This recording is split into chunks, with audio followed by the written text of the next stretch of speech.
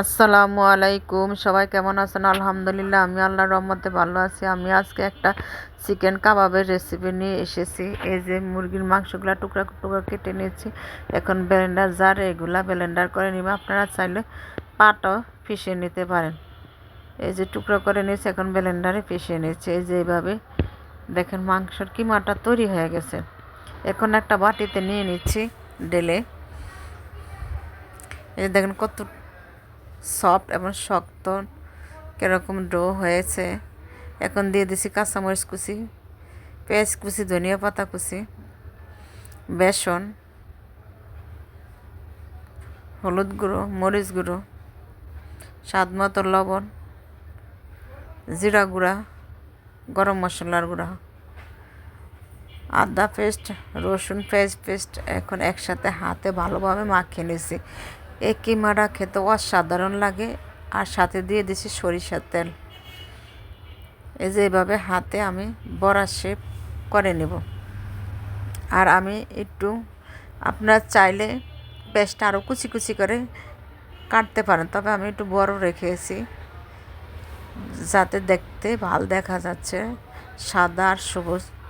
সেই জন্য আপনারা মিহি করে কাটতে পারেন পেস্টটা। আর হাতে কিমাটা তৈরি করার সময় হাতে একটু তেল দিয়ে নেবেন যাতে হাতে না লাগে। আর টিক্কাটা তৈরি করার সময় হাতে একটু তেল দিয়ে নেবেন। এই যে এখন সবগুলা টিক্কা তৈরি করা শেষ।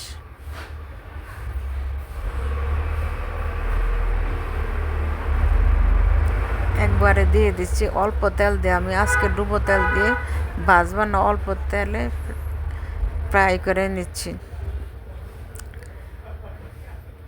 এই কাবাব টাবার টিক্কা বলেন, খেতে অসাধারণ লাগে এবং অনেক মজা। কারণ গরুর গোশত দিয়ে অনেকে খেয়েছেন, কিন্তু মুরগির গোশত দিয়ে কেউ খাইছেন কিনা জানি না। এইভাবে আপনারা করে খেতে পারেন বাসায়।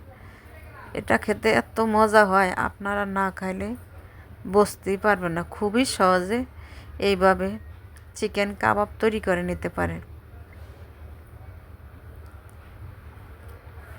অসাধারণ লাগে। এই যে এখন আমি 2 পিঠে উল্টিয়ে দিচ্ছি। আর আঁচটা একবারে কমিয়ে দিবেন, যতক্ষণ না পর্যন্ত চেপে দেখবেন শক্ত না হয়েছে ততক্ষণ পর্যন্ত। কারণ এটা একটা সুন্দর টিপস আপনাদের জানা দরকার। যখন আপনারা এই যে খুসনির মাঝখান দিয়ে চিপে দেখবেন যে নরম, তখন মনে হয়েছে যে হয় নাই। আর যখন দেখবেন শক্ত হয়ে গেছে তখন মনে হবে যে হয়ে গেছে। এই যে এখন আমার কাবাবগুলো হয়ে গেছে, এখন আমি তুলে নিচ্ছি। খুবই সহজে এইভাবে চিকেন কাবাব তৈরি করে নিতে পারেন। খেতে অসাধারণ লাগে, ছোট বড় সবাই পছন্দ করবে।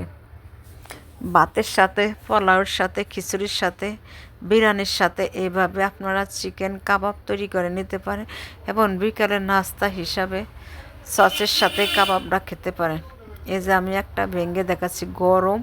তা আপনাদের এই যে ভিতরটা কি সুন্দর হয়েছে, খেতে অসাধারণ লাগে। আপনারা না খাইলে বুঝতেই পারবেন না। দেখেন সবুজ কাঁচামরিচ পেঁয়াজ আস্ত রেখে দিয়েছি বড় বড় করে, দেখতে যেমন সুন্দর, খেতে মাশাআল্লাহ অনেক ইয়ামি। আপনার এইভাবে একবার হলো বাসায় চিকেন কাবাব করে খাবেন। সবাই ভালো থাকবেন, সুস্থ থাকবেন। আল্লাহ হাফেজ।